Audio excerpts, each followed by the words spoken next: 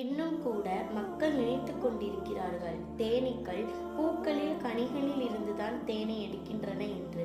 ஆனால் இந்த தேனீக்கள் பூக்கள் கனிகளில் இருந்து எல்லாம் எடுப்பது இனிக்கக்கூடிய நெக்டார் எனக்கூடிய ஒரு பதார்த்தம்.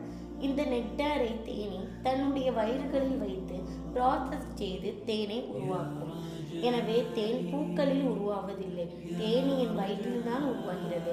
பிரமிக்க வைக்கும் வகையில் அல் குர்ஆனும் கூட ஒரு தேனியின் வயிறுகளில் இருந்துதான் இந்த தேன் வெளிப்படுகிறது என்று கூறுகிறது.